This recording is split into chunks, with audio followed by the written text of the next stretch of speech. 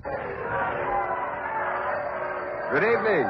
This is John Daly standing in front of Ford's Theater in Washington, D.C.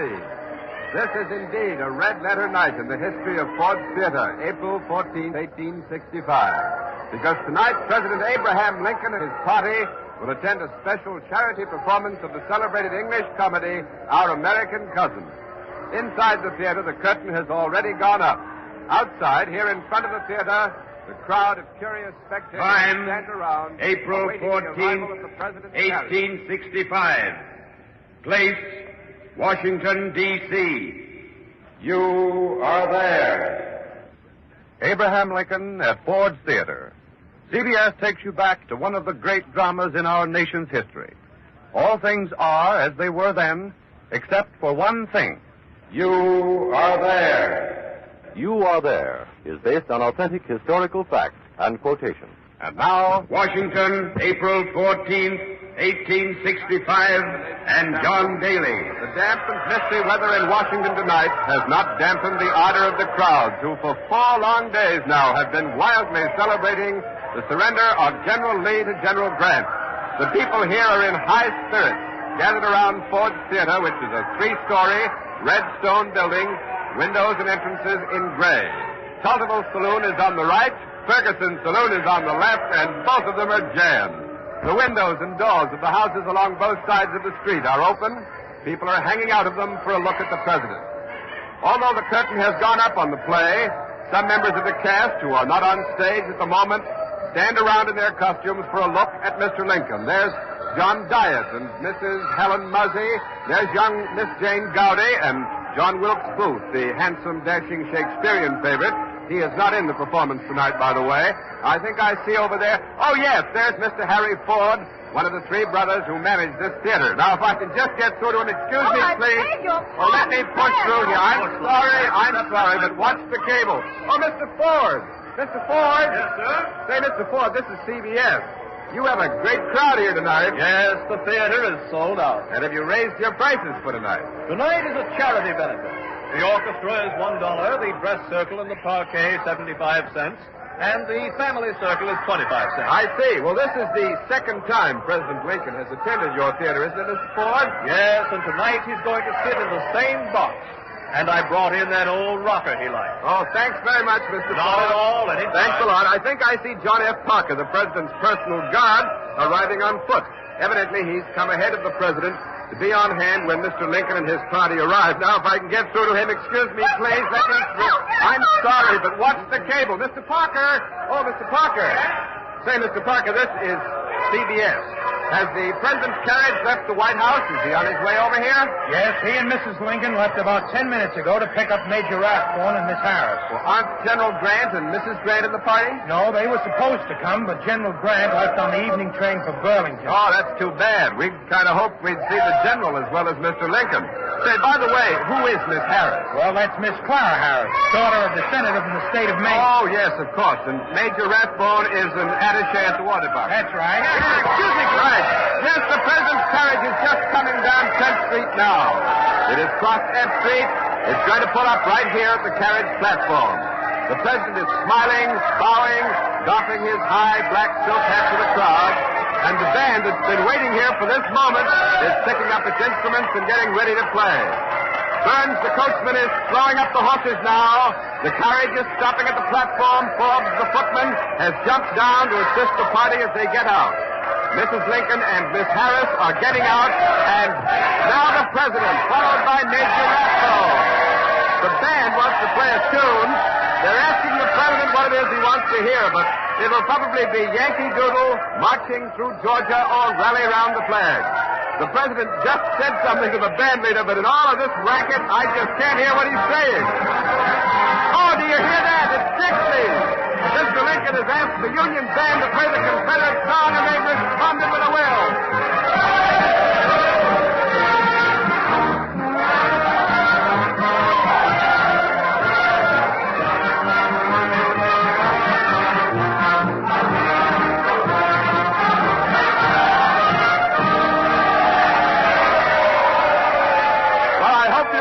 Above all this din, the crowd understands the meaning of Mr. Lincoln's request It's his policy of forgiveness and reconciliation with the South, of harmony for the nation. The war is over. The United States of America is now one great nation. And Mr. Ford is leading the way into the theater, up the gray stone steps. Mr. Lincoln's just a few feet away. Oh, Mr. President, this is CBS, sir. May I ask you a question? Fire away. Well, as you know, Mr. President, the newspapers and a part of the clergy have been opposed to your practice of attending the theater. And I'm sure that... Yes, I know. Some think I do wrong to go to the opera and the theater, but it rests me. I love to be alone and get to be with the people. I want to get this burden off, to change the current of my thoughts. A hearty laugh relaxes me, and I seem better able after it to bear my cross. I understand, sir. Good night. Good night, Mr. Lincoln, and thank you. Now the presidential party has entered the door. A CBS microphone is inside the theater at the rear of the orchestra. President Lincoln will pass it in just a minute, and so enter the theater and Don Hollenbeck. The audience doesn't yet know the president has arrived. The ladies might be interested, by the way, to know that Mrs. Lincoln is wearing a white silk crinoline under her cloak. I'm trying to see here. It's an elaborate headdress of flowers and combs over her curls. There's silken mittens and a shawl held together at her throat with a brooch. The president, well, he seems to have lost a lot of weight, but, oh, he looks happy tonight, very happy. And now the party is turning right and going upstairs to the boxes. The president should be there in just a minute. The audience has caught sight of the president. The play stops. The orchestra strikes up Hail to the Chief. And now CBS has a booth directly across the theater from the president's box. And I see that John Daly's reached it, so over to John Daly. We're in the CBS box now. I can see the president entering his box across the theater. We have Columbia microphones on the stage and in the audience. I'm going to open them both and let you hear what's going on.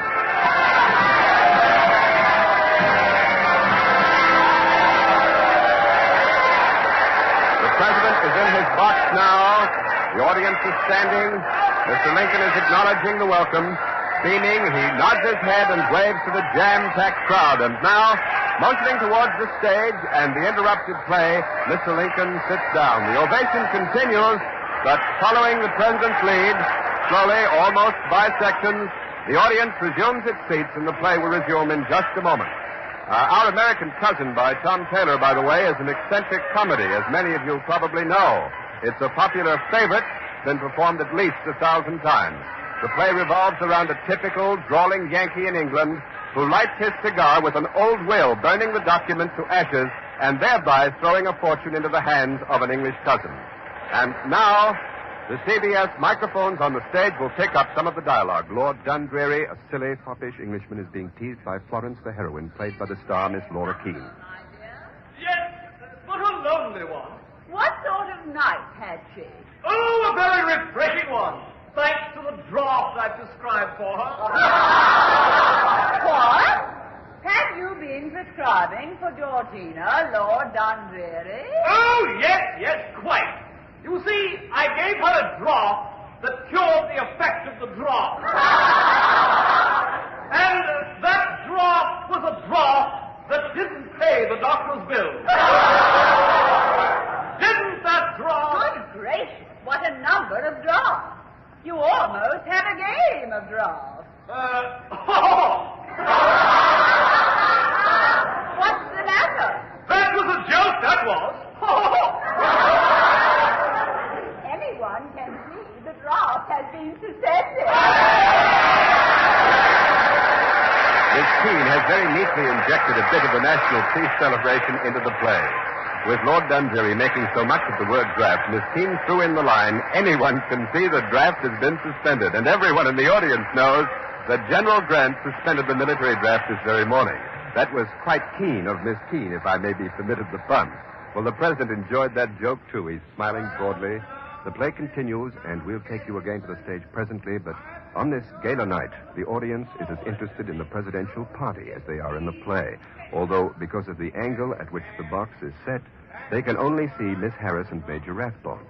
The presidential party is occupying boxes numbers 7 and 8, the partition between them having been removed to make it roomier. The boxes are decorated with 4 flags. The president is seated in that old rocker that Mr. Ford told us about before. There's a chair at the door of the box in which John Parker, the guard, is sitting. He can't see the stage, but he can hear the actors' voices. Oh, evidently John Parker wants to see and hear, for he's now getting up from his chair and taking a seat in the dress circle with a clear view of the stage. Mrs. Lincoln is seated on the president's right, and from time to time she leans over on his arm and they exchange a few words. The president appears completely relaxed, and perhaps his mind is on other things. Perhaps he is looking at his wife and thinking, we've had a hard time since we came to Washington, but the war is over, and with God's blessing, we may hope for 4 years of peace and happiness, and then we'll go back to Illinois and pass the rest of our lives in quiet. But then it's more likely that Mr. Lincoln is just plain enjoying himself tonight, for the president is listening with obvious pleasure to Mrs. Mount Chessington, an English lady in the cast, and Harry Hawke, who is playing Asa Trenchard, the American cousin. Now, once again, our microphones on the stage pick up the play. Where, Mr. Trenchard? You are not used to the manners of good society, and that alone will excuse the impertinence of which you have been guilty. Mrs. Mount Chessington flounces off an aristocratic dudgeon, leaving the drawling Yankee alone on the stage. Don't know the manners of good society, eh? Well, I guess I know enough to turn you inside out, old gal. You sock-dologizing old man trap. What was that? It sounded like a shot, but there's no shot in the play. One moment. Oh, Major Rathbone is struggling with a man in Mr. Lincoln's box. A man who is stabbing wildly at him with a knife. Major Rathbone's giving ground before that knife, and now his attacker has leapt over the railing. He's on the stage. The man has risen. He's running across the stage. He's gone through the stage exit directly under this box. That was Major Rathbone who shouted out, "Stop that man." Someone in the audience has leapt over the footlights after him. Something has happened. Something is terribly wrong. This is not part of the play. Blue smoke is curling from President Lincoln's box. I can't see him because Miss Harris and the Major and Mrs. Lincoln are surrounding him. President Lincoln has been shot. That was Mrs. Lincoln who just cried out, "He has shot Mr. Lincoln." The man did it. The man who ran across the stage. The man who grappled with the Major. John Hollenbeck is out there in the theater, already fighting his way up to the president's box. So go ahead, Hollenbeck. This is John Hollenbeck. I guess we're on the air here. I'm trying to get through this crowd to find out what's going on. I don't know what's happened. I don't know what's happened. What is it? What's happened? Tell me what's happened. Someone has shot Mr. Lincoln. It was Booth. Who? One member of the stranded crowd has identified Mr. Lincoln's attacker. He says it was Booth, the actor, John Wilkes Booth. We'll try to get someone who was in or near Mr. Lincoln's box. Let me through, please. Let me through. Watch the cable, please. Watch it just a minute. Thank you very much. The whole theater's in an uproar. Everyone's standing, running up and down the aisles. Women are moaning and fainting. Miss Keene is handing water up to Mr. Lincoln's box. Watch that cable, please. Men are lifting up an army sergeant and army surgeon up on their shoulders. The stage is swarming with people. We'll get through to Mr. Lincoln's box now in just a second. Stand back! Back! Soldiers blocking the door. The bayonets poised. That soldier's crying. Tears are streaming from his eyes. There's an officer. Lieutenant Crawford, sir. Lieutenant Crawford, what happened? Well, I was sitting in the seat. There's the door to Mr. Lincoln's box. I saw Booth go in. Just walk in, but where were the guards? Well, I don't know. I heard a shot, and I saw Booth leap over the railing. His spare caught in the flag as he jumped. It ripped the flag and broke his fall, and maybe broke his leg. Oh, are you sure it was Booth? I swear it. What did you do? Did you get into the president's box? Well, I rushed it, but the door was barred. Booth had barred it when he went in from the inside, and we broke through. Major Rathbone let the doctors through. Only the doctors. Look, have they caught Booth? Did he get away? Just a minute, Lieutenant. The door is opening. 4 soldiers are carrying Mr. Lincoln out. Are you the president? Where are you taking him? Are you taking him to the White House? No, not to the White House. Doctors, it's the room more than Mr. Lincoln lives. Guards! President Lincoln is being carried out of the theater now. Healy. I've just been informed that John Daly's out in the street again, so go ahead, Daly.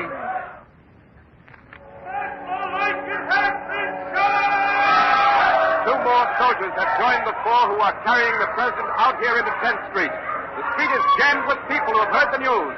It's a wild, awed, panic-stricken, swirling mob. The guards are having a hard time breaking through the mob, crossing the street. The long roll you hear is the alert being sounded. There's a light in a house, and the door is open.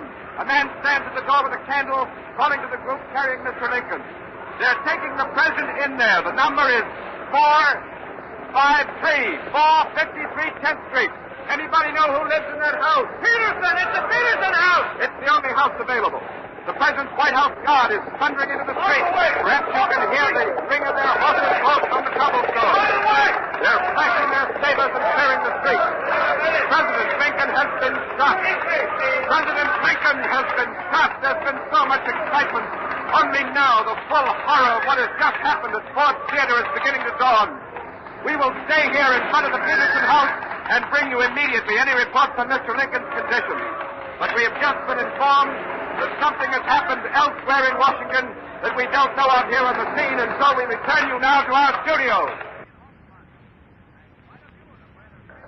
And I'll give you the bulletins as fast as they come in, Quincy, as soon as we get it back from Daly down there on the street, right? How much time have I got, though? How long am I on? Wait a minute. Go ahead. You're on the air. This is Quincy Howe. John Daly has just announced that an attempt has been made on the life of Abraham Lincoln at Ford's Theater.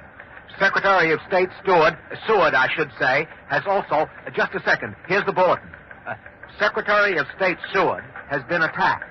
A man entered the Seward house on Lafayette Square in Washington tonight. He overpowered all resistance, gained entrance to the secretary's bedroom, and slashed at Mr. Seward with a knife. It's not known whether the attacker was John Wilkes Booth or an accomplice, or whether the two attacks were connected. Now, here's Ned Calmer with more bulletins. All Washington is in a state of panic this terrible night of April 14th, 1865. There are wild rumors that the entire cabinet has been murdered, that General Grant has been assassinated, that the war is not yet over. There's no evidence as yet that these other wild rumors are true. I repeat, the other rumors are not true so far as is known. Secretary of War Stanton has arrived at the house on 10th Street where Mr. Lincoln has been taken. He's in complete charge of the situation up to now. Now again, Quincy Howe. John Wilkes Booth has escaped. He left Ford's Theater by a rear door, leapt on a horse that was waiting for him, and dashed off into the darkness. Someone from the audience chased him, just missed him, a matter of inches. Booth left Washington by the Navy Yard Bridge, where a sentry challenged him, and he gave his real name, John Wilkes Booth. The following is the fiend's description. Age, 26, lithe and sinewy of body, having probably a broken leg, intense of speech and behavior. Height, 5 feet 8, weight, 160 pounds. Hair black, eyes black, heavy dark eyebrows, wears a large seal ring on little finger. When talking, moves his head forward, looks down. That is John Wilkes Booth. Rewards totaling $100,000 have been offered for his capture. Armed pursuit groups are after him already. Booth must have had help. He just couldn't have committed this crime by himself or without lots of preparation. But who slashed Secretary Seward? Who crossed the Navy Yard Bridge a few moments after Booth? Why was it that Booth tried to see Vice President Johnson this afternoon and then left his calling card when he failed? Who cut the telegraph wires out of Washington and why? Where was the president's guard, John F. Parker? How could Booth have possibly gained entrance to the president's box without being challenged? These are some of the questions that the tragedy has raised here in this bewildered capital. How deep do the roots of this plot go? Does the trail perhaps lead right to persons highly placed up in the government? A note has just been handed me. John Daly, in front of the Patterson house, has news of President Lincoln's condition. So we take you now to the Peterson house.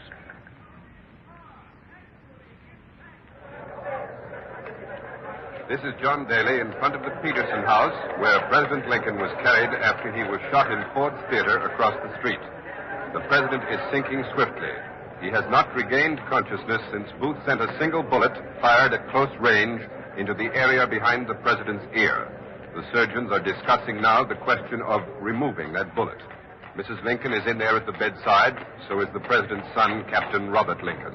Tad, the president's younger son, is at the White House. He has been assured that his father will live, but this was told the lad only to quiet him. Major Rathbone was slashed about the arm and shoulder by Booth and fainted from a loss of blood. He has been taken home. In addition to Secretary of War Stanton, most of the cabinet members have arrived, and here comes the Secretary of the Navy, Mr. Gideon Wells. Mr. Wells, this is CBS. We know how great your grief is at this moment, sir, but there are so many questions still to be answered about this frightful tragedy. Will you help us? Who is this amazing madman, John Wilkes Booth? This lunatic, this unspeakable Judas, is a known secessionist who did not have the courage to don the uniform of his cause. But what possible motive, sir, do you think he could have had in committing this hideous crime? Only a mind deranged could have given birth to such an act. It may be that he thought to kindle again the dead spark of rebellion. If so, he is as great a fool as he is a villain. The war is over. The Union will stand. Booth has done the Confederate cause more harm than he can imagine. What about the South, sir? What will the South think of Booth's act? I do not know the mind of the South, but I predict that when the men who fought with Lee, in uniform, under a flag, and according to a clean code, hear of this day, they will shrink with horror from this vile deed. Assassination is not an American tradition. It never struck in this country until tonight. Thank you, Mr. Wells. I know that as Mr. Lincoln's friend and Secretary of the Navy, you want to go in and see him. A note has just been handed me. It says, "Oh, this is sad and tragic news. The President's pulse is still falling. His breathing becomes more labored." That's all the note says. As this night of unutterable gloom and sadness wears on, stern resolve melts. Great men weep openly. There's scarcely a dry eye in this crowd here. The door to the Peterson house is opening once again, and Mr. John Hay, President Lincoln's private secretary, is coming out. Mr. Hay, over this way, please. Yes, sir. Mr. Hay, you've been close to Mr. Lincoln. Did he have any fear that he might be struck down before his great work was finished? Our beloved president constantly received threatening letters, which he filed away in an envelope. In March last month, there were 80 letters in the envelope. It was marked Assassination. You mean letters from cranks and that sort? Yes. In 1860 in Springfield, Mr. Lincoln saw a double image of himself in a mirror. One face held the glow of life and breath. The other shone ghostly pale, white, portent of a safe passage through the first term and death before the end of the second. That was 5 years ago, then, that he had this omen? Yes. But only last week, the president dreamed that he was walking through the White House amid the sound of great sobbing. In the East Room, he came upon a coffin guarded by soldiers, surrounded by a weeping throng. The president asked, "Who is dead in the White House?" And the soldier replied, "The president. He was killed by an assassin." Well, how did Mr. Lincoln feel about these presentiments? Perhaps he answered that question this afternoon. He was walking across the White House grounds, and he passed some profane, drunken men. Mr. Lincoln remarked to his guard, "Crook, do you know, I believe there are men who want to take my life, and I have no doubt they will do it. I know no one could do it and escape alive. But if it is to be done, it is impossible to prevent it." Thank you, Mr. Hay. The tragic news of the attack on President Lincoln has spread around the world. And now CBS takes you to important European capitals. First, to Buckingham Palace in London, England, and the voice of Her Britannic Majesty, Queen Victoria.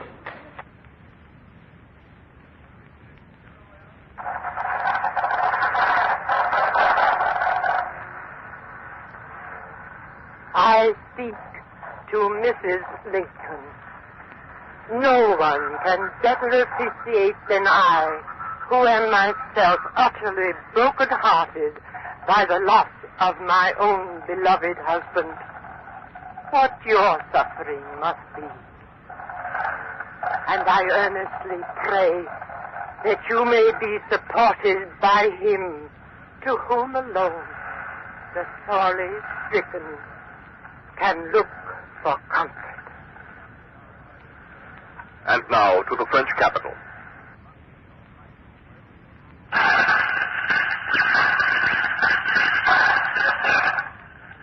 This is Paris.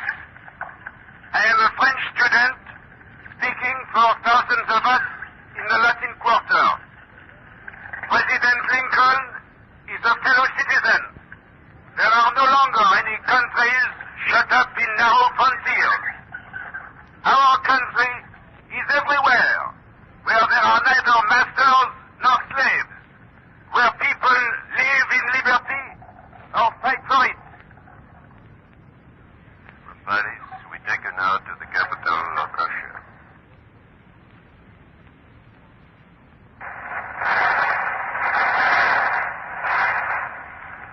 This is St. Petersburg, Russia. I will read a message from Leo Tolstoy, our great Russian author, who has just been informed of the attempted assassination of President Lincoln. The message reads, in far places over the earth, on every continent, the name of Lincoln will be worshipped, and the personality of Lincoln will become a world folk legend. Many hardships and much experience brought him to the realization that the greatest human achievement is love. The greatness of Napoleon, Caesar, or Washington is moonlight by the sun of Lincoln. His example is universal and will last thousands of years. Lincoln is humanity. We return you now to the United States.